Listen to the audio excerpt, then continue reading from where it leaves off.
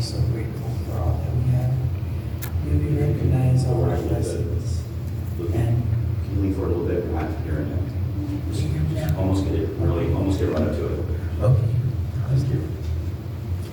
Father in heaven, we're grateful for all that we have, and we ask thee that thy spirit be with us at the city council meeting, that we will recognize the need and that we will be able to work together in harmony even though we have differences.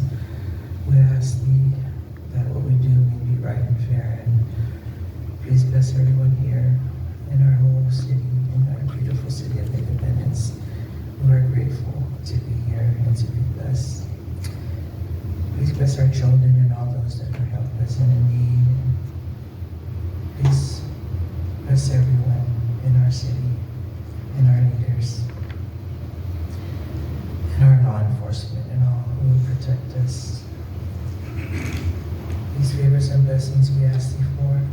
In the name of thy beloved Son, Jesus Christ, amen. Please join me in the pledge. Hold these truths to be self-evident that all men are created equal, that we are endowed by our Creator with certain inalienable rights, such as life, liberty, and the pursuit of happiness, that to secure these rights, governments are instituted among men, deriving their just powers from the consent of the governed.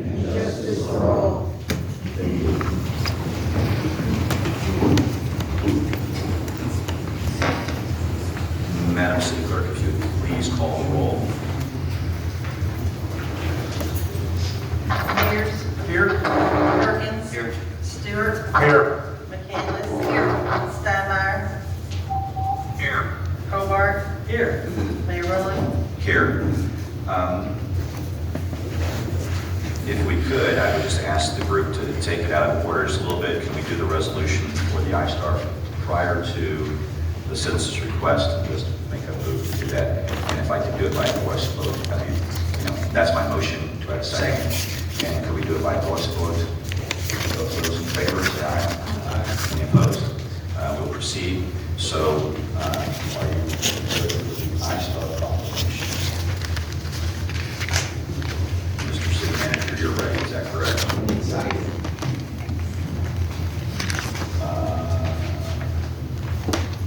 Kim. I think she went to find it. So if I can, let me reverse back to our original point so that she can find that, and then we'll go to citizens' request if there's no objections. With that being the case, would Lucy and Jason like to do rock, paper, and scissors, and see who wants to go first? I've asked Jason to go first. You've asked him to go first. I just want to be, I know there was some discussion, so I just want to make sure that everybody's on the same page. So, with that being said, Mr. White, you have 5 minutes, please. Okay, thank you very much. My name is Jason White. I live at 1024 South Forest here in Independence, Missouri. I want to speak to you about your ordinance number, second read, 23-065, and actually the section marked 1.16.017. It's language that would prohibit the council from recruiting members of the citizenry to run for the city council against incumbents. And it's really sort of an interesting thing. Now, you all recall I serve in the council, so I've got that perspective, and Lucy will bring that same perspective when she comes forward. But when I read this, I'm not quite sure of the problem that it's solving.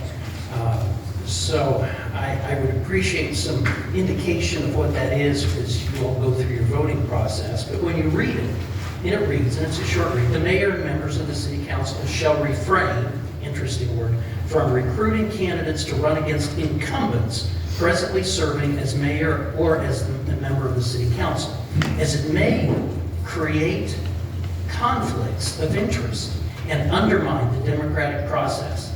I don't know what that means. I've been around a while. I don't know how you get a conflict of interest if you're working with citizens to try to promote people to run and serve their community. I also find it real interesting that at the same time you're wanting to make it illegal for the 7 of you to engage with the citizens in their civic process. That happens on a regular basis at the federal level, the state level, and the county level. In fact, there are formal processes where groups of those legislators go out and seek candidates, say who would be good to serve in these roles. And they absolutely do it with regard to people that are open seats or incumbents. So while you're thinking here in Little Independence that it ought to be illegal, I can't find anywhere else where it is. And on the broad scope, it is not only absolutely legal, it is done and done on a regular basis. Now, I can't say I always agree with what 7 of you do. Some of you I'm not always proud of, and so the people you would go recruit, I personally would probably say, oh my gosh. But that's to be worked out in the ballot box, in the campaign process, not by you all choosing to force you and your heirs to be quiet in this matter. So, I'd like a problem statement that makes sense. I'd also like to point out there's a little thing called the First Amendment in the U.S. Constitution. I'm not a constitutional scholar, but I'm knowledgeable enough to know that political speech is extraordinarily protected by our U.S. Supreme Court. Refer you all to Citizens United that shocked many of us that they equated money with speech, protected speech. So elected officials being denied the right to communicate with their citizenry, I'm not an attorney, but I don't think that meets the pale of a First Amendment argument. So I don't know why you all want to go down that road at all. It's clearly protected political speech. But the biggest concern is, why do you all want to protect incumbents? So what is it about your jobs, your powerful political positions that you feel uncomfortable with, that you need to write an ordinance that says within your little group up there, you're not going to pick on each other, you have some sort of protected status? I'm not sure if that's what went through the minds of the authors, but that's the way we read it. You all now become a protected class, of which the people most knowledgeable about the political environment in the City of Independence are now prohibited from participating to try to bring forward the best in our community to run for office. It's wrong from a voice, and it's more wrong from a, we're not interested in having a protected class. Just because you're an incumbent should not mean that you have any more or less protections at the ballot box than any other individual. I mentioned, I think a lot of folks weren't aware of this language in there. Thankfully, my friend Lucy pointed it out to me, and once again, we're going to pose the same thing, but we're also going to be watching, because I'm going to be curious to see who thinks this is a good idea, that incumbents ought to be protected in the political process here in Independence. You got more important things to do. We'd like to know when we're going to get to see a charter, because that's exciting stuff. We got to build a new police station. We'd encourage you to look at the important stuff and not this garbage. Thank you. Ms. Young, please come forward and please state your address. I probably don't need to say it, you know the drill. Yeah, I know the drill. You've been on this side and that side, so. Lucy Young, 2320 Viking Drive. He was the warm-up, I'm the bomb. Bill number 2365 does not protect the citizen. The only people in this bill that are protected are the incumbent council members, as it is written strictly for incumbent council members. All of you are presently an incumbent, so this bill will benefit all of you. That would make you a protected class. How does that protect the voters? Some politicians seek to stifle opposition to protect their power. They do this by passing laws that aim to suppress and limit speech about candidates. They put in place laws that are nothing more than a spoils system with political restriction. To the victor goes the spoils. The speculative benefits of this bill are insufficient to justify passing it, and has not been properly vetted before placing it on the council agenda. You don't need to send this to a study session for further discussion. Common sense dictates. This bill violates the highest law of the land, the U.S. Constitution, by restricting the First Amendment rights of the individual council member. It is biased, self-serving, and not mentioned in the Ethics Committee's recommendations either. Every city council member took an oath of office and swore to uphold the U.S. Constitution. This bill subverts the First Amendment right to free speech and protects only incumbent officials, making you a protected class. When a government attacks free speech, that government is headed towards a dictatorship. That is how politicians build bureaucratic strongholds and protect their own political futures. We don't need to build a system that is designed to entrench incumbent politicians. The Charter Review Committee has already voted to recommend that the city eliminate primary elections. That alone will give you, as an incumbent, a leg up over politically unknown candidates. Remember that Roger Sherman was the mayor for 25 years. The First Amendment guarantees every citizen freedom of speech.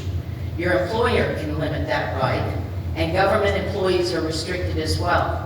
Our charter covers political activity with the City of Independence employees, but elected officials are not any of those things. This bill overrides the rights of the individual council member and could result in future litigation because it is a violation of U.S. law. If you are seriously promoting a fair electoral process, then you need to consider term limits. You could have a soft term limit law like Lee Summit does, where you'll have to serve 2 terms, and then you have to take a 4-year break before you can run again.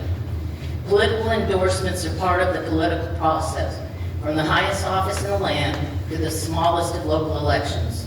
Sometimes they carry weight with the voters, sometimes they don't. It is a long accepted practice. But overriding the Constitution by suppressing freedom of speech to protect incumbents is totally unacceptable. Campaigning is a tough road to hoe, but as Harry S. Truman said, if you can't stand the heat, then get out of the kitchen. Please vote down Bill 2365. There's no point in discussing it in a study session. Why waste staff time to discuss what you should already know? Bill 2365 is nothing more than a political censorship, and a violation of U.S. law.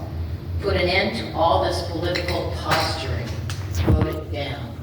And Jason and I did not rehearse our speeches, but you can tell that we are both very much on the same page, and I'm sure the citizens would be too. We don't want to see incumbents placed above ordinary citizens that may run for council. Thank you. Amen. Thank you. And that's all we have for citizens' comments. Okay.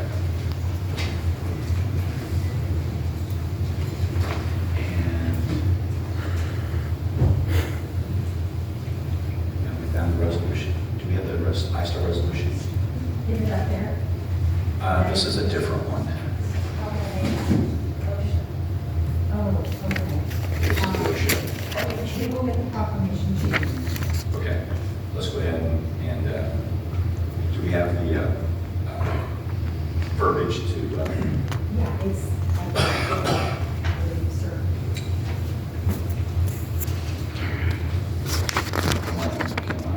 it's my fault.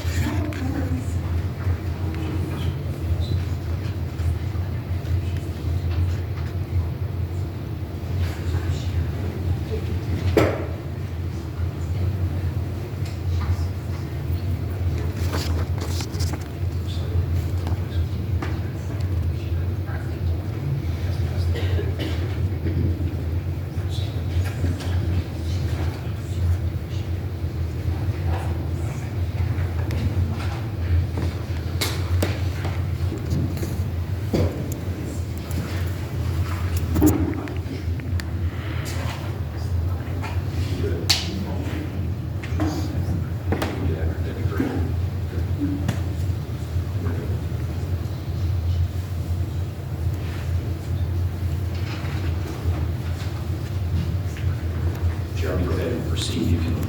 You've got it off of the computer.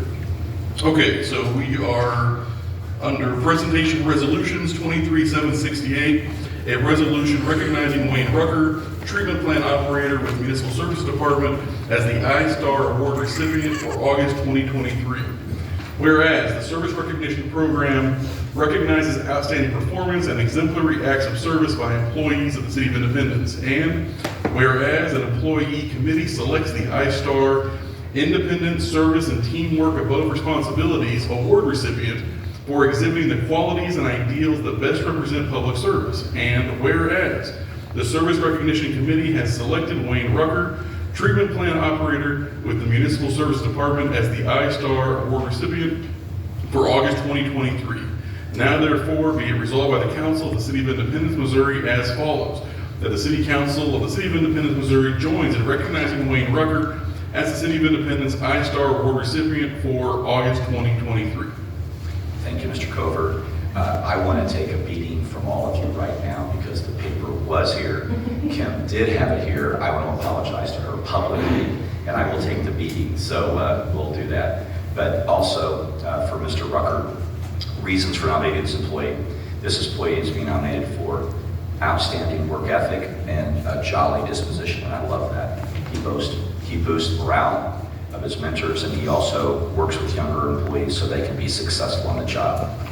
His commitment to the treatment plant is unmatched, often taking on extra hours to ensure the plant is running as greatly as possible. Despite all the extra work and effort, he is still a ray of sunshine, sometimes in cloudy weather. So I think that's excellent. And Wayne, they had a specific example. Wayne was responsible for bringing a new chlorine meter system online, which replaced a much older system. By adjusting the system to our needs and firmly grasping the task at hand, he helped create a reliable and efficient way to make sure that the plant is properly disinfecting the water which reaches the Missouri River. So Wayne, I want to recognize you, and please join me in applauding Wayne, and we'll come up.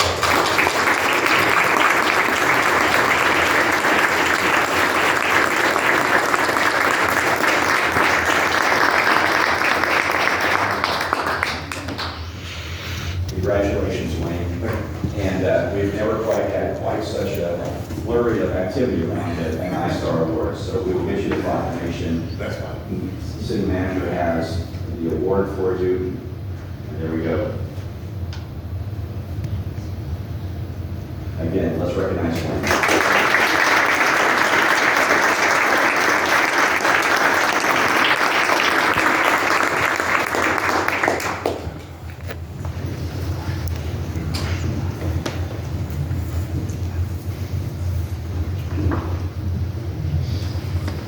Okay. If I'm correct. Oh, yeah, and please, if we may, let's just take a yea and nay vote for approving resolution 23-768, recognizing Mr. Rucker. And so do I have a motion and a second, please? Motion. Second. We got a motion and a second for 23-768. All those in favor say aye. Aye. All those opposed? And it is unanimous. Perfect. Next we have the proclamation for OSHA, and we have that ready to go. Okay. This one is OSHA's National Safe and Sound Week. Whereas according to the U.S. Bureau of Labor Statistics, the rate of worker deaths and reported injuries in the United States has decreased by over 60% in the last 4 decades since the OSHA Act was passed.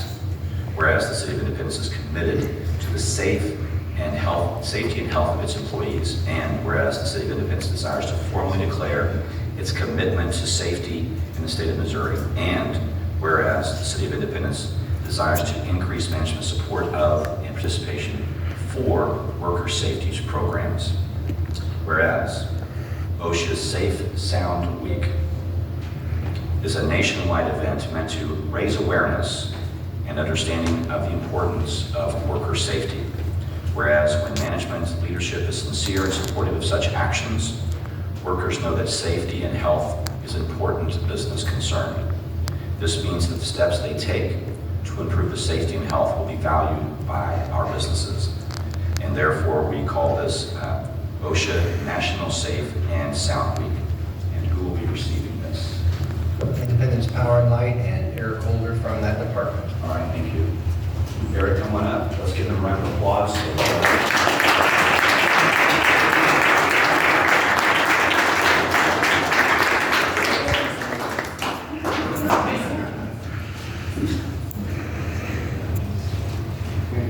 This is very good.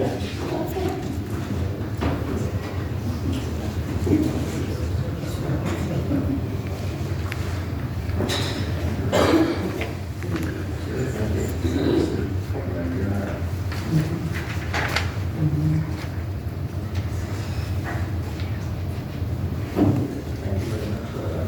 Let's give a round of applause for her.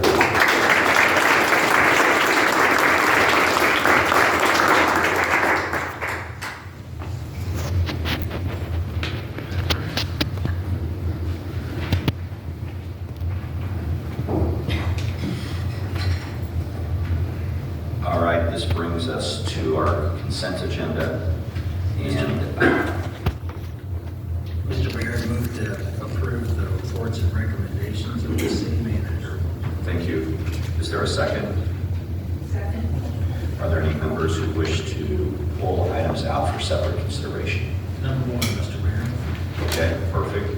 We'll pull out for one. Anybody else? Mr. Mayor, Please. number 14. Okay. Hold on 1 second. Make sure I do my homework. If I don't, we'll miss it, so. Which one do you? Number 20. Please. 23769.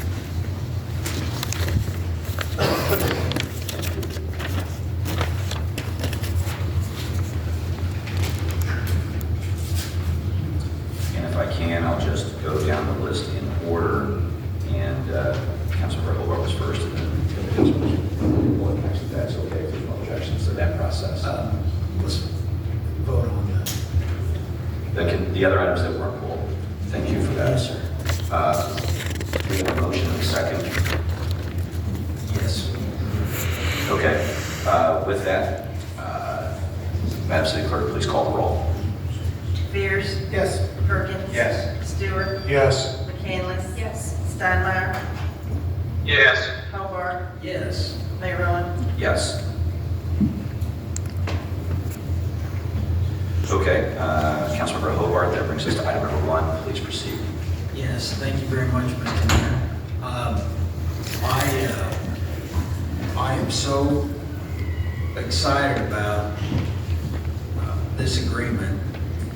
I'm very proud of our staff, Mr. Walker, Mr. Norris, that worked incredibly hard on this agreement. If anybody missed the press release or any of the news, Independence is getting Google Fiber. So, very exciting news, very, very exciting news. Competition is always a good thing. Half of Independence homes do not have access to broadband. So, any additional providers are huge for our community.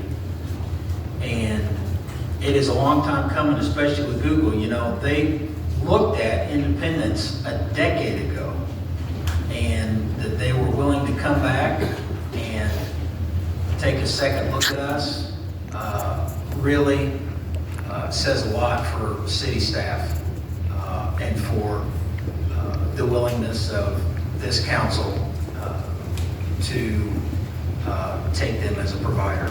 So, just want to say thank you to Google. I want to say thanks to city staff again, and we welcome them with open arms. Mr. Walker, is there anything to about this agreement that you'd like to add? Well, you're right. It's been a decade coming, and certainly there's been many city staff, past and present, over the year that were involved in conversations.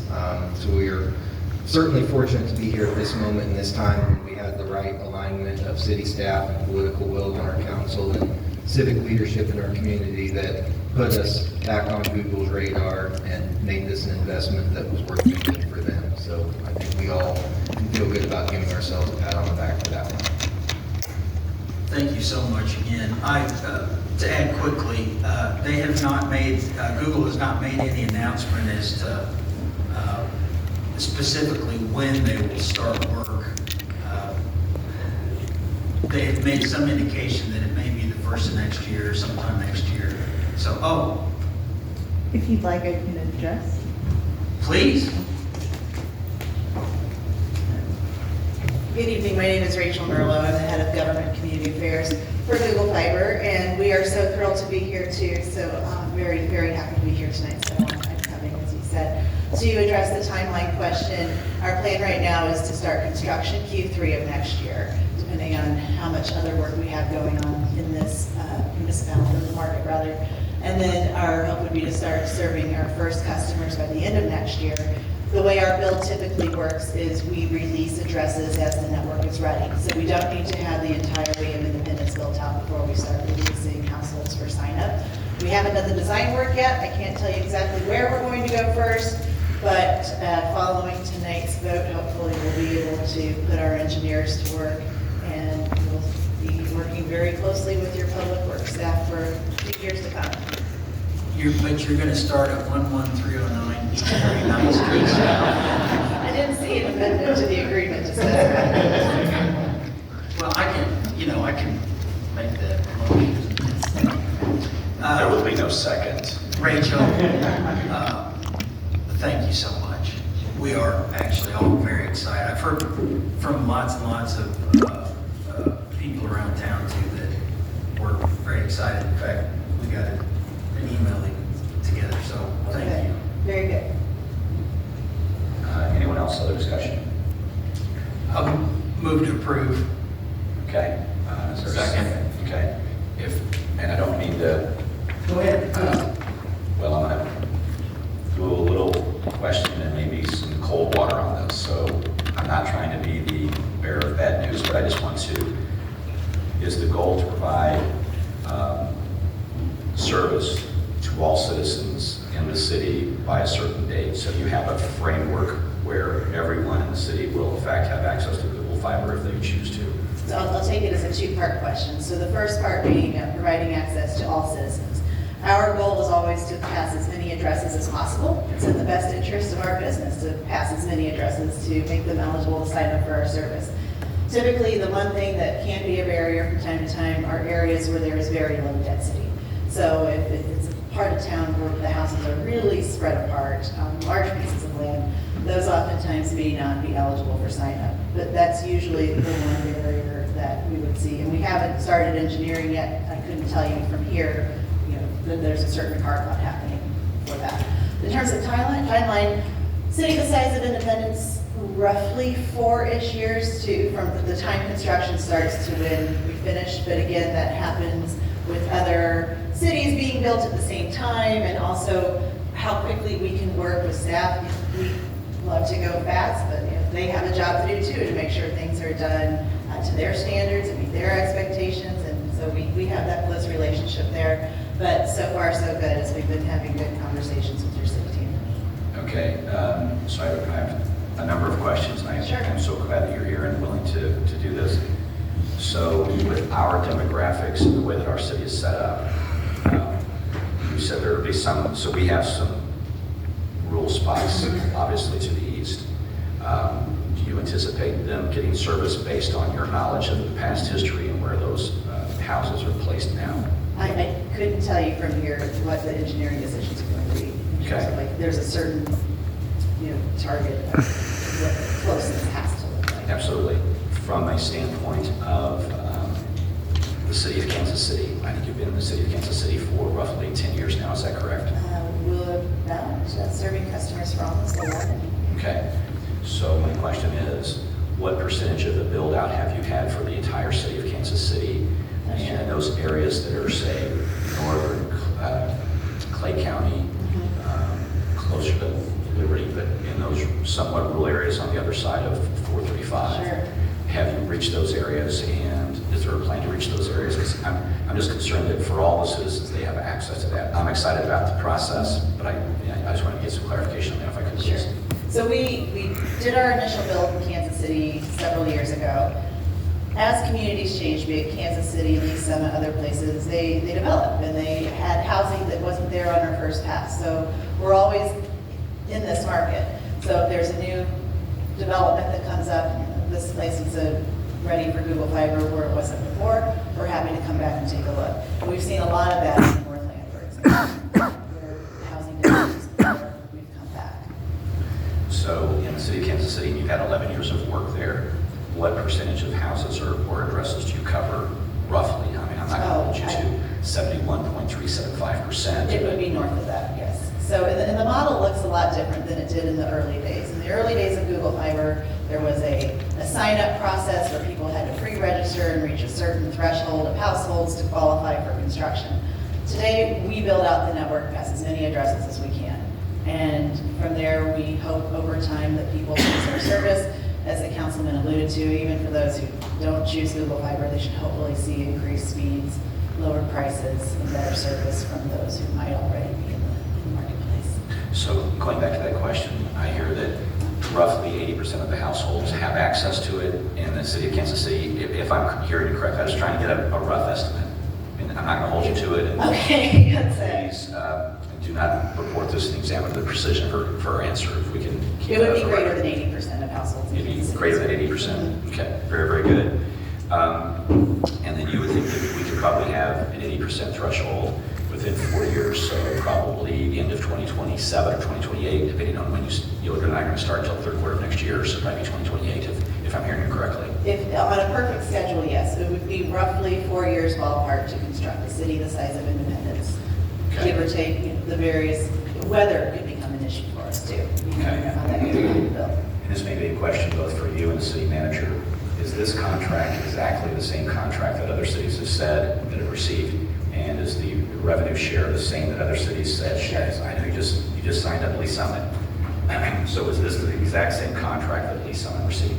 Lee Summit, we actually reached an agreement with several years ago. Our most recent agreements would be Riverside was last week, just before that was Liberty, just before that was Parkville. So this looks a lot like those agreements. It's not revenue share though, there's a right-of-way fee that we pay to the city. It's 1% of all of our broadband revenue that comes in, and that's passed back to the city to basically pay for the privilege of operating in the right-of-way, and that is consistent with all the other municipalities where we do business. Okay. In the Missouri side. And when you build out, if I may add, what do you think the revenue to the city would be 5 years out when you're completely built out with the anticipation that most people will be there? But that would entirely depend on how many people sign up for our service, what level of service they're taking, whether it's a $70 product or a lower price product or an even higher price product. But regardless, we get 1% of that regardless. And it's intended to look comparable to what a municipality receives based on a traditional franchise agreement. In the state of Missouri, it's 5% of your television fees go back to the municipality. Google Fiber is an internet-only provider. We don't have a television product. So that's why we negotiate based on a fee of all of our broadband revenue. Okay. There was another question I had, but you can work with me. You know, I wanted those questions answered because I wanted to make sure that everybody had access to it because, not to be discouraging, but that's been the complaint in some other locations that it didn't go everywhere. And the city given an agreement, and you being in government relations, you've heard that, you know that, you're very well aware of that. So you think we'll probably have 80% of people having access to it within a 5-year period once you start construction, roughly. A build the size of Independence would take roughly 4 years. Okay. The I'm giving you an 80% extra. number that's not something that I can offer you to say that 80% of Independence is going to be serviceable within 4 years. Right. And I can tell you, we had good conversations with both Councilman Hobart and city staff with their digital equity questions too, to make sure that we understood the community of Independence is a very diverse community. Right. I grew up not far from here in northeast Kansas City, so I'm familiar with how things can be very different from one part of town to the other. And we want to be able to serve as many customers, whatever their needs might be, and to be able to offer that fast, reliable internet service, to your point, that everyone needs today. And that's something that is attractive about Independence, because your staff has expressed their interest in narrowing the digital divide, being able to increase options for folks. And that was something that we were really pleased with in our conversations. Another question I have, I know some cities have had some concerns about being put on a pole. Are you going to put all of this in the ground? Is that the Yeah, our work is typically underground and within the right of way.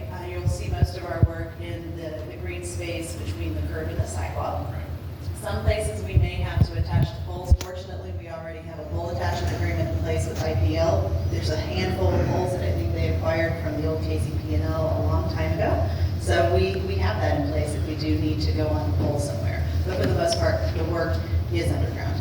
Okay. Yeah, with us having our utility, that makes it a little easier in that process. Okay. Very, very good. Thank you very much. Anything else, I'm here in town and happy to take your question. And I hope I didn't come, my intent was No, to this be is- respectful, but ask difficult questions. Of course, I appreciate that. Very, very good, thank you.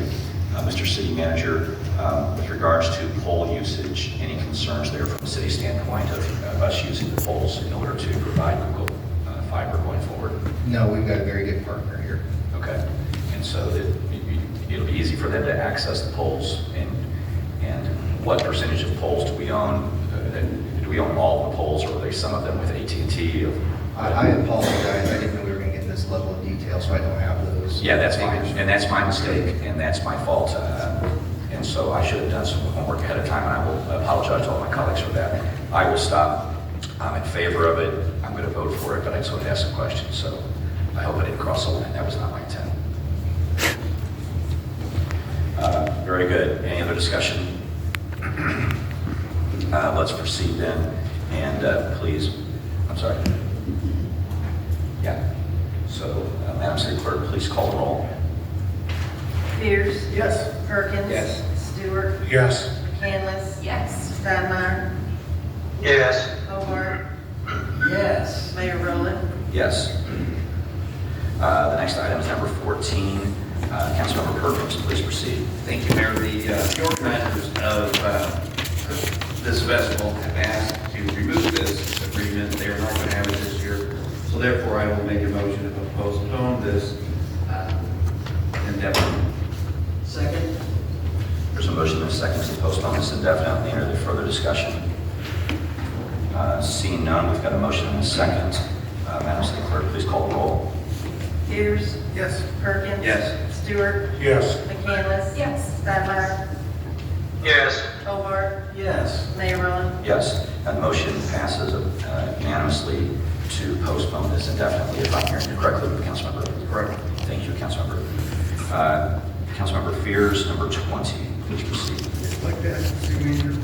Please proceed. Mr. City Manager, can you talk a little bit about, $701,000 is quite a bit of money to use that. Talk a little bit about how we do that relative to, are we subsidizing that out of the city budget, or is that pretty much covered, or how does that work? Yes, sir. So this, for everybody's benefit, the Adventure Oasis operating agreement, the city contracts with a private firm for operations of that facility each summer. The pool management company sets a fee that we pay, and then through day passes or season ticket sales or birthday rentals, facility rentals, etc., revenue is recouped. That revenue is not sufficient to cover the gap, so this is subsidized out of the park sales tax fund, which is not, of course, uncommon for a lot of park and recreation activities in any municipality, but certainly, obviously heavily subsidized here in our Any city. idea how much is it? If the council will indulge, I do have the parks director who could probably go into a little bit more detail on that for you. I'll ask Morris Heidi to come forward. Morris Heidi, Director of Parks, Recreation, and Tourism. This, the item before you actually is for the current fiscal year, and so until the fiscal year is done, we want to exactly know how much we've subsidized that operation once we have our revenue and our expenses incurred. What this item actually is doing is cleaning up. Several items were voted by the council back in, I think it was February and April, regarding the additional lifeguard pay. And so this is just cleaning up the PO for those already approved items. And this is over a multi-year, this is a 5-year contract, so this isn't just for 1 year for the additional fees. So didn't exactly answer your question, but hopefully that adds some additional information. Okay, well, I don't want to hold this up for additional information, but I would ask City Manager if you could get back to me with, just on an annual basis, where are we at relative to net income on that particular council's benefit, we could put together a brief report, not only of the operating subsidy, but what some of the figures look like with utilization, some of the breakdown between day passes and season passes, particularly as the council knows the last few years with our change in operating policy and the resident policy exclusive to residents there. So let's get some data for you for your benefit. I think that's a very good question that we can follow up on in short order. All right, thank you. City Manager, I'll move item 20. Second. Mr. Mayor, Please proceed. briefly, if we continue this tonight, are we moving to approve it or are we continuing it? I don't, before we get more numbers. Were we waiting to get a report on this to approve it? Or were we gonna go ahead and approve it? I guess I was assuming we would go ahead and approve it because it's a 5-year agreement and this is kind of cleaning up, according to Heidi, it's kind of cleaning up some things that we had been doing. Okay. But then, we could, Okay. I mean, if it's a 5-year agreement, it's 5. Where are we at in that 5-year agreement? Honestly, I'm sorry, I don't know off the top of my head. I think we're year 3, Okay. I believe, but we will. All right. Well, I think confirm that, so if it's a 5-year agreement, then that gives us really, I got you. get 2 years, we got 2 years to work on it and get some more information. I'm not that it'll take that long, but I hope it doesn't take that long. No. But anyway. If you're on it, Councilmember Fears, I think 2 years is plenty of time for you to get it straightened out anyway, so I appreciate that. I didn't realize it was, that's good. And I just want to reaffirm, these are the kind of questions and conversations we're hoping to have with the new priority-based budgeting that we've discussed with the council that we'll be engaging in this year. So, not that you would, but don't worry that these aren't appropriate questions. This is helpful to move that conversation forward. I appreciate that. Thank you. No, I'm good. Thanks. If I'm correct, and correct me if I'm wrong, we do have a motion and a second on this, so we can proceed to vote if there's no other discussion. With that being said, Madam City Clerk, please call the roll on item 20. Fears, Yes. Perkins. Yes. Stewart. Yes. McCandless. Yes. Stadler. Yes. Hobart. Yes. Mayor Rowland. Yes. Item 20 is approved, 7-0. Resolution 769. Councilmember McCandless, please proceed. To inquire of the city manager. Please proceed. Mr. City Manager, could you talk a little bit about this $5 million grant and the purpose for that? We'd be very glad to. This was a collaborative effort across many city departments, but spearheaded by the deputy city manager. So I'm going to ask him to come forward to speak a little bit to this really important win by the city.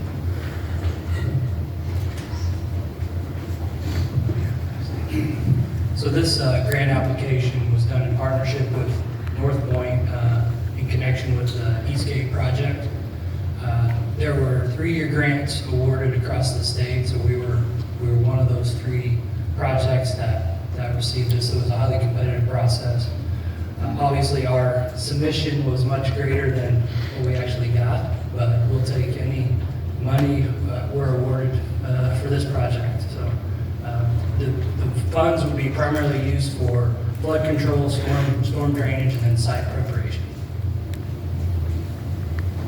And when you take an area like this that hasn't had a lot of stormwater infrastructure, and that allows future developments to go into that area as well. So even though this is a investment for this particular area, I think that it makes the area prime for future development. Is that a fair assessment? Absolutely. Anytime you put infrastructure, any kind of public infrastructure at a site, or connect public infrastructure to a site, it provides the avenue and the venue for future development to occur. Absolutely.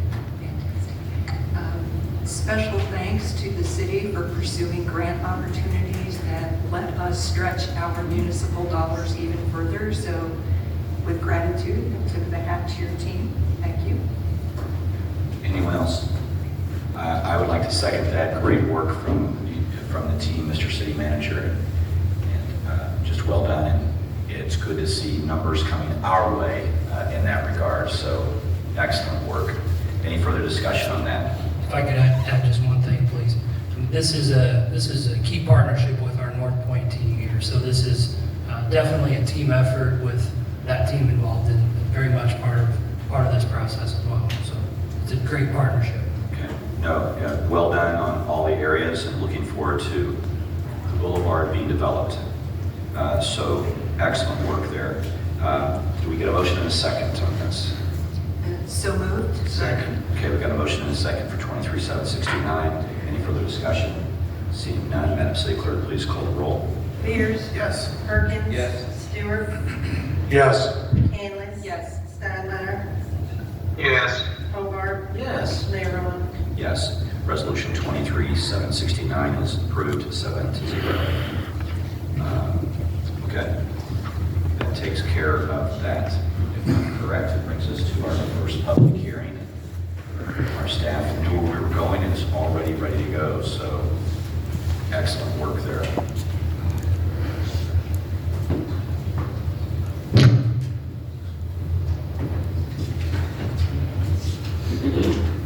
Please proceed. Yep.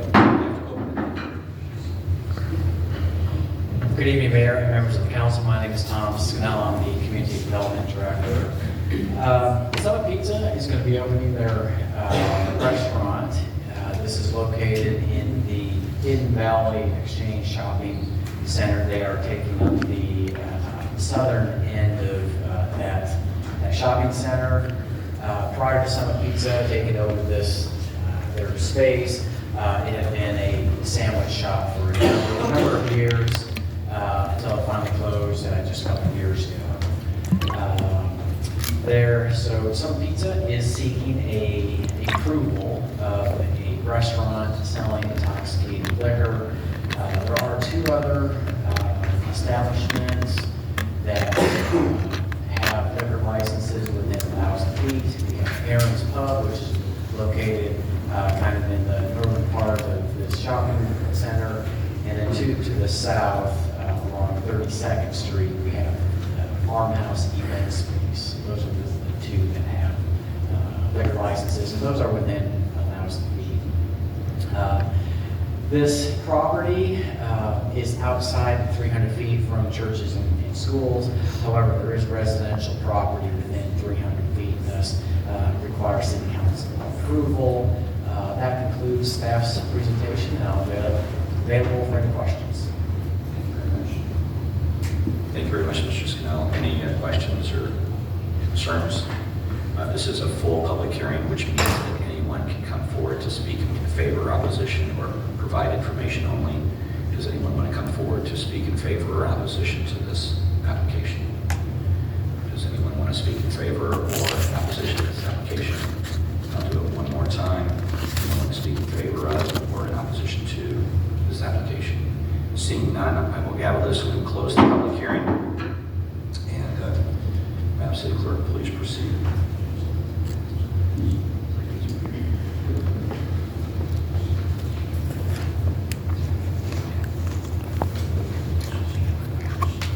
Public hearing for the application received from Earl's World 2 Inc. for a restaurant selling intoxicating liquor and a Sunday sales license for Summit Pizza that will be located at 3010 South 291 Highway, Suite 5, full public hearing. Very good. With that, any further discussion? Seeing none, Madam City Clerk, please call the roll. Fears? Yes. Perkins? Yes. Stewart? Yes. McCandless? Yes. Steinmeier? Yes. Hobart? Yes. Rowland? Yes, and this application is approved 7-0. That'll bring us to second readings. Madam City Clerk, please read 23-062, please. An ordinance authorizing acceptance of a grant in the amount of $1,014,375 from the Missouri Department of Transportation for reimbursement of DRE conference fees and overtime programs for the police department for impaired driving enforcement and youth alcohol liquor compliance checks from October 1st, 2023 to September 30th, 2024, authorizing future change orders and/or time extensions for the same project and making the necessary appropriations. Any further discussion on this? Seeing no discussion, Madam City Clerk, please call the roll. Fears? Yes. Perkins? Yes. Stewart? Yes. McCandless? Yes. Steinmeier? Yes. Hobart? Yes. Rowland? Yes, and 23062 is approved 7-0. Madam City Clerk, please read 23063, please. An ordinance authorizing acceptance of a grant in the amount of $495,119 from the Missouri Department of Transportation for reimbursement for a Bosch CDR upgrade kit, an enclosed cargo trailer, LETSAC conference fees, and an overtime program for hazardous moving violations enforcement from October 1st, 2023 to September 30th, 2024, authorizing future change orders, extensions, amendments, addendums for additional funding for the same projects and making the necessary appropriations. Thank you, Madam City Clerk. Is there any discussion on this item?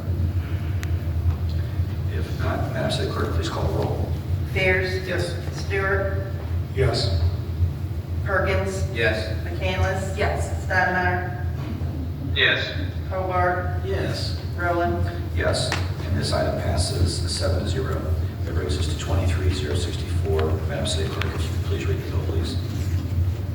An ordinance authorizing acceptance of a grant in the amount of $100,625 for the Missouri Department of Transportation for reimbursement of overtime for occupant protection enforcement programs from October 1st, 2023 to September 30th, 2024, authorizing future change orders, extensions, amendments, or addendums for additional funding for the same project and making the necessary appropriations.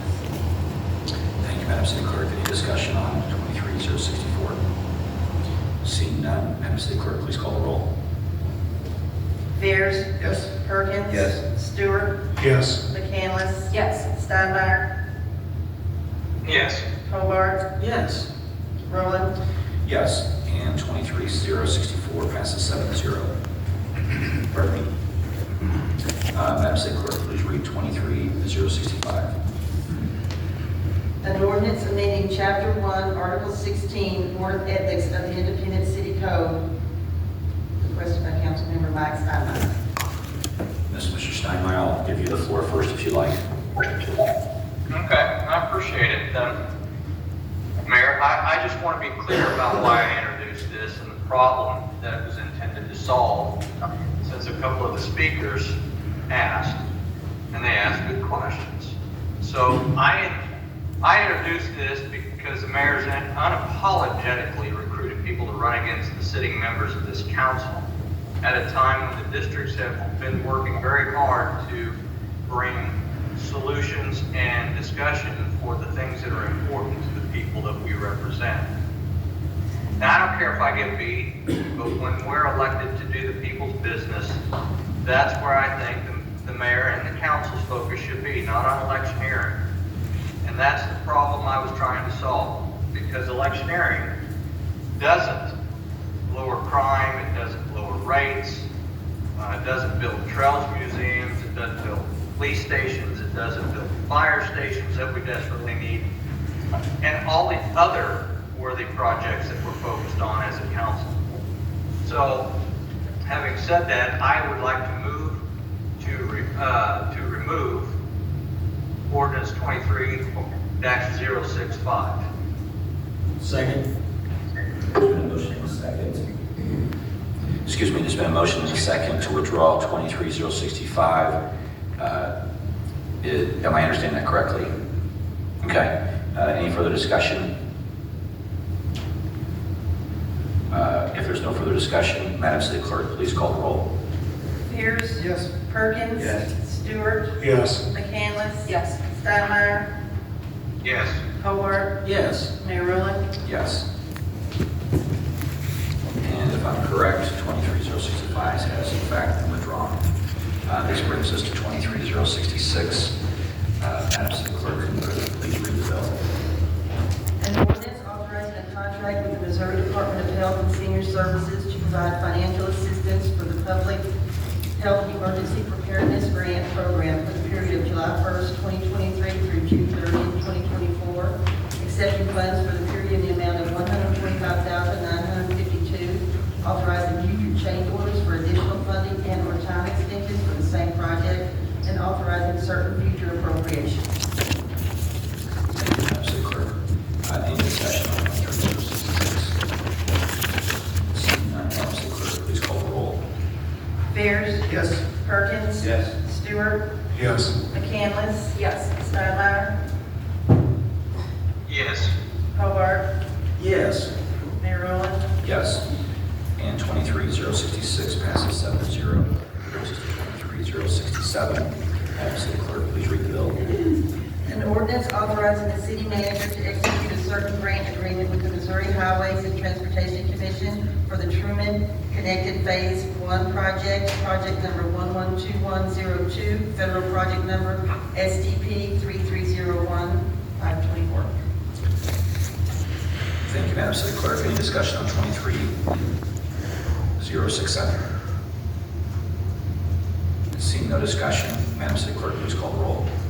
Fears? Yes. Perkins? Yes. Stewart? Yes. McCandless? Yes. Steinmeier? Yes. Hobart? Yes. Mayor Rowland? Yes. And 23-067 passes 7-0. And if I'm correct, this brings us to first reads. And Madam City Clerk, if you can read all of the first reads, please. 23-068, an ordinance amending section 3.03.008, dangerous dogs, and section 3.03.009, vicious dogs of the Independent City Code.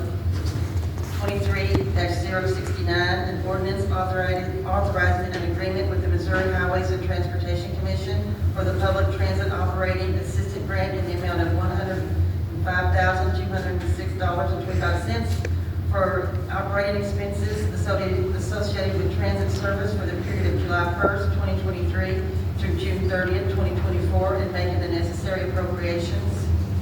23-070, an ordinance approving an amended and restated development agreement between the City of North Point Development, LLC, and authorizing and approving certain actions in connection therewith. 23-071, an ordinance approving a rezoning from District C2 General Commercial to District R6 Single Family Residential for the property at 140 East Farmer Street in Independence, Missouri. 23-072, an ordinance approving a rezoning from the District C2 General Commercial to District R30 High Density Residential Planned Unit Development and approving a preliminary development plan for the properties at 17610 East 39th Street South in Independence, Missouri. 23-073, an ordinance approving a special use permit to operate a bed breakfast at 11913 East Marbeck Trail in Independence, Missouri. 23-074, an ordinance approving a rezoning from District I-1 Industrial to District R6 Single Family Residential for the property at 1700 South End 291 Highway in Independence, Missouri. Thank you very much, Madam City Clerk. This brings us to councilmember comments. Councilmember Steinmeier, since you're on the screen, I would defer to you to have the opportunity to go first if you would like to. Thank you, Mayor. Yes, I appreciated the event that we had last week. I can't remember what night it was. That our wonderful folks at the IPD put on at the Independence Center, along with a lot of vendors, an A-10 flyover, display of how skilled our motorcycle patrol team is, their obstacle course, the canine units. I tell you, we are just blessed in this city to have a police department that represents us the way that they demonstrate, not just in an event, but on the streets every day. I'm so grateful that they came out to Independence Center in the 3rd District, and it was hot, and they had ice cream, and they had water. I just really appreciated everything that they did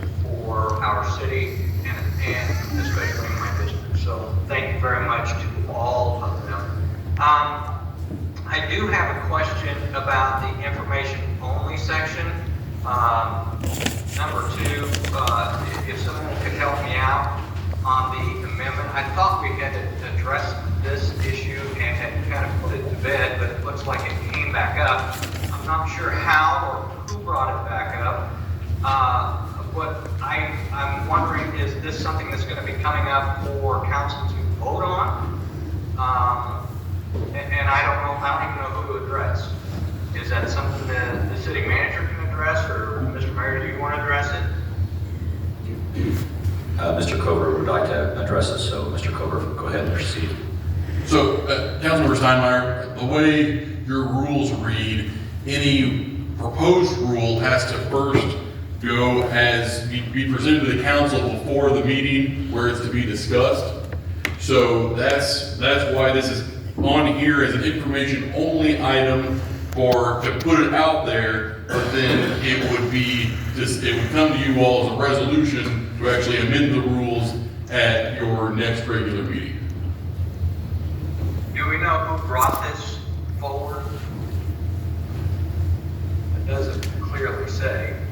No, I've been working on this. I've been talking to a number of council members about this idea of how do we get things vetted in the city council. And so I've asked them for that point, but I'll certainly, if someone wishes it to be put on the study session next week to discuss it, I'm certainly open to that. I just think there should be a process for how we bring things forward in this body so that we study them and make sure that they're reviewed and discussed prior to coming all the way to the dais.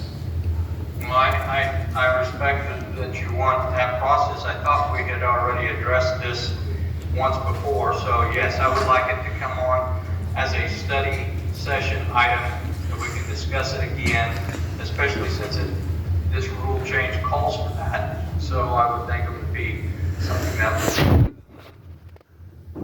appropriate. So I appreciate that finding its way on the study session next week. Other than that, that's all I have. I appreciate the time. Thank you. No, great question, Councilmember. Mr. City Manager, if I may ask, is it appropriate for us, given us our time frame, to go ahead and put it on the study session? We've got that window of putting things on the amendment, and what's your advice for me? Or for us as a body, excuse me. So just a couple. The thing that's on the agenda for next week was the discussion of the council, the mayor's advisory committee on ethics.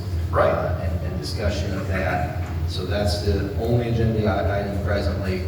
Your current rules of procedure do state that we'll post these items for a public agenda 2 weeks in advance of the meeting. Right. But of course, council could vote to suspend that and ask that this be added for the next meeting, as they're simply your rules of procedure. Great. I just wanted to clarify that thing. I thought that's how it was, but I just want to make sure. Yes, sir. Councilmember Steinmeier, would you be willing to work together on this to say, hey, let's go ahead and put this on the next study session? Or would you like to have it deferred to the following study session at the end of the month? I will certainly defer to you because you bring up a great point. Well, I didn't hear everything that our city manager said, but if you need me to request that or to be in support of that, I would like to do so for Monday night. And that's my question, because I want to be respectful to you that these are the rules, and you could say, no, let's go ahead and just talk about ethics, and I was going to defer to you to make the recommendation on that, so we work together as colleagues to go in a positive direction. So if you're in favor, if that's what I would wish to, and that the city council, if we may, and Mr. Cover, would it be inappropriate in council member comments to open the floor for a board vote on putting that item on the agenda for next study session? You can add items to the study session really at any point in the meeting. So Okay. yeah, if you wanted to do that now, you could. I just didn't want to violate Robert's rules there, so thank you. Any further discussion on adding that item to the study session next week? Everybody amenable to that? We'll just, if we may, Mr. Cover, just take a voice vote on that. All those in favor, please say aye. Aye. Any opposed? Aye.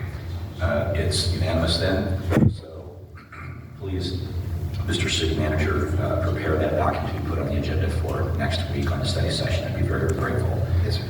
Thank you, Councilmember Steinmeier, that was a great point. Very, very good. With that being said, we'll go to Councilmember Stewart. Councilmember Stewart, any comments? I was going to bring up information on the item number 2. I'm so glad you got some clarity on that now. Just one thing, Mr. City Manager, you brought up the rules earlier for Adventure Oasis as far as resident only. And we completely understand the reason we have that policy in place. I received a call from a constituent recently that was kind of upset. She's a longtime resident, and she was trying to bring her minor to Adventure Oasis, and she was told that she wasn't able to. Do you think maybe we could kind of look into that policy and see if we could do something about that in the future? I think that's wholly appropriate, particularly as this season's starting to wind down.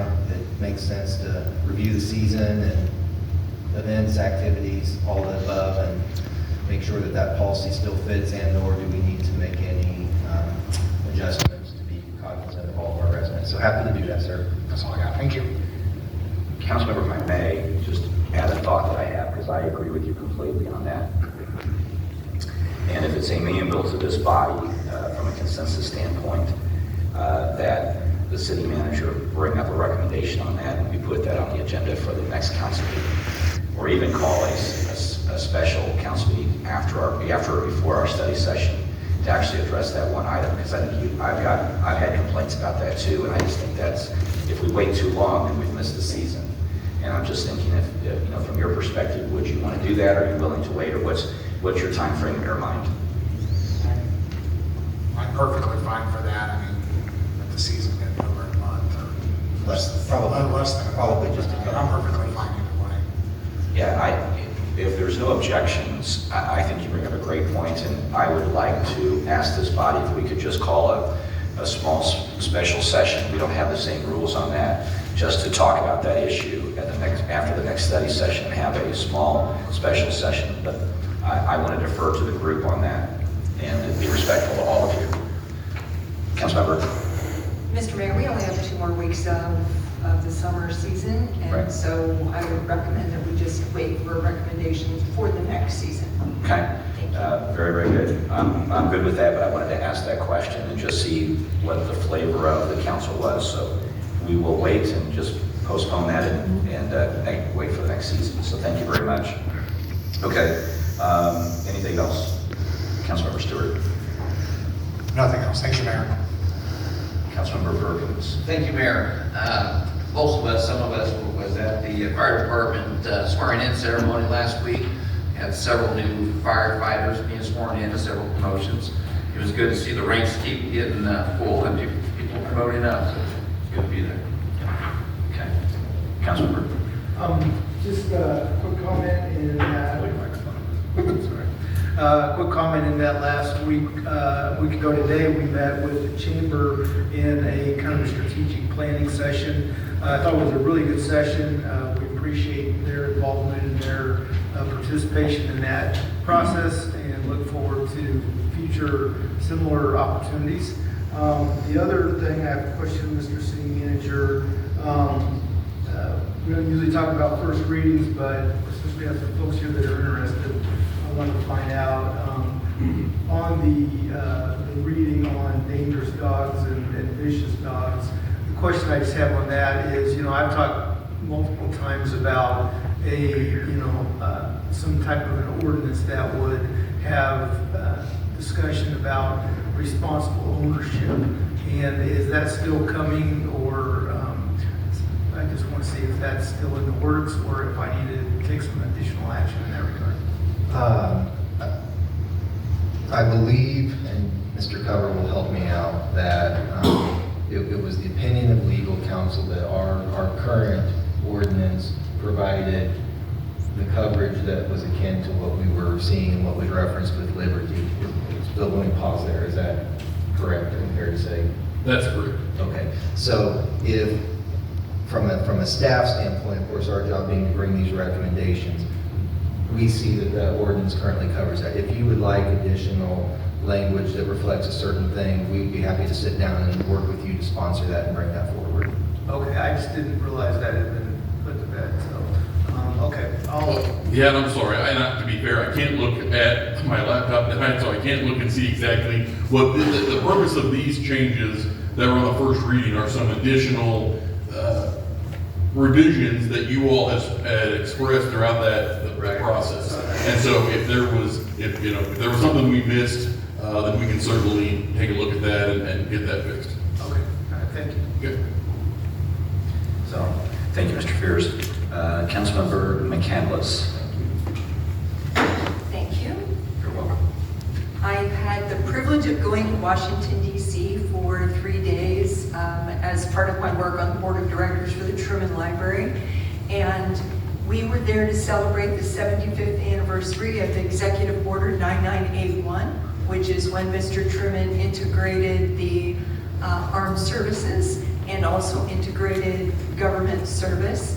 It was 3 days that were marvelous in celebration of Mr. Truman and really highlighted some of the progress that the United States has made in race relations. And I have to say that we were addressed by the future chairman of the Joint Chiefs, General C.Q. Brown, who benefited from the legacy of Mr. Truman and 9981. And it was just a day of celebrating with the armed forces and just very proud of independence. We made an awful good showing. It was lovely. It was attended by many people, and Mr. Truman got great recognition. So just happy to celebrate. Thank you. Thank you. Councilmember Hobart. Thank you, Mr. Mayor. Mr. Walker, I've got a request for you and staff. Could you please find out of the major internet service providers and independents, Xfinity, AT&T, Verizon, how long they have each been providing broadband service in Independence and what percentage of households they cover? Yes, sir. Sorry, I just noted that down, but I will work with staff to, definitely I believe we could get to the answer on the broadband. We'll work to get as much info as we can on percent of market share for you. Sure, appreciate that. And if you can get the exact number of households, I'd appreciate that. Also, if you have any data on how many complaints they've had from residents, either for, I've had a number of people that have complaints with AT&T from failing to repair yards, roads, curbing, sidewalks, streets that they've left open. I don't know if we keep track of those things, we may not.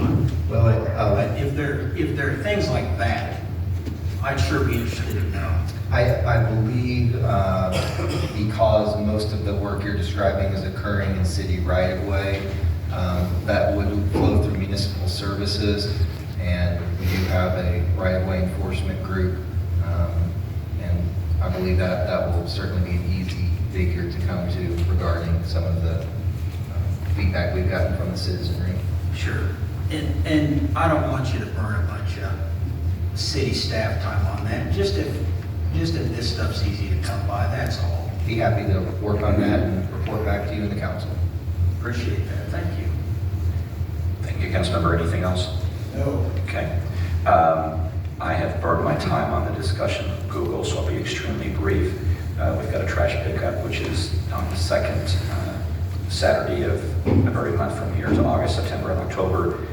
This week we will be at Kentucky and 291. So if you're free, Councilmember, love to have you there. In September, we're going to Fairmount, so love to be there. And then October, we'll be at Hill Park. So those are our are scheduled. And Councilmember, I hope you have not had your team pick up all the trash and have to move again. Yeah, so we'll check on that ahead of time to make sure that we have targets available. With that being, absolutely, please proceed. I thought you would talk about the State of the City address that we did 2 weeks ago, and if people are interested, you can find it on YouTube. I think it's a great way to look at the variety of interests of the people here on the dais and some of the great ways the city is making progress. So, No, you bring up a great point, and I just want to actually ask the group, since we're all here together, it's so difficult because of sunshine for us to communicate through email and all that. I would like to actually take that recording. I know Meg and her staff have been very, very polite in saying that's possible to take it to another event in the evening so that we could run the video. I would certainly be there to do a Q&A afterwards and allow people to see it, talk about it, and see all of the presentations that you had. You'd all be welcome to come, but I was just going to play the video if it's okay, and then allow that additional opportunity for people who were not able to go during the daytime to go in the evening and see that. So we're talking about that. We don't have the details worked out, but I'm so glad you brought that up, and I wanted to see if there was any objection or any concerns about that. I don't see it, it's one of those things. I like that. It's not a big deal. Move on. With that being said, I have taken up too much time this evening. I want to apologize to all of you for doing that, and we will call this. Mayor, I'm sorry. Yeah, absolutely. I apologize. I should have given you an opportunity. No, it's quite all right, but just for the community's benefit, I'm sure many folks have seen our fire chief, Doug Short, recently retired, and we wish him well in that. I do want to make sure the community's aware that while our ongoing national recruitment is going on, we have welcomed Interim Fire Chief Chuck Klaus onto the fire department team. Interim Chief Klaus is here with us tonight, but you'll see him across the community at events, working with the department, and of course, the ABLE team that he's got there from Deputy Chief Stobart down, that will be assisting him and guiding him in this interim period of time. So I just want to make sure the community and this council is aware that he is here. And the second brief announcement, also with retirement of Dan Montgomery, we made the announcement that we've now merged the water department into municipal services. Lisa Reynolds and her team, inheriting that, have years of experience between them, decades, I should probably say, working in municipal water operations in prior communities that they have served. So we feel very good about their expertise with that, but also some of the redundancies that this allows us to eliminate provides not only cost savings for the general fund, but further reduces the cost of operating the water utility as well. So additional savings for our customers there. So very excited about both of those things going on in our organization and our community. Well, I just want to give a shout out to the interim chief. On his very first day, I got lost and I went to a fire station and asked for advice. And he had already been there on his very first day visiting at the fire service. So I just wanted to applaud him for that. Well done, first day on the job, boots on the ground, well done. So thank you very much. Anything else, Mr. City Manager? Thanks for not leaving a baby at the fire station. Other than that, I have nothing else to add. I've never had anybody say thank you for that, so I'll keep that in mind. That's the first. Didn't have that on the bucket list, but there we go. With that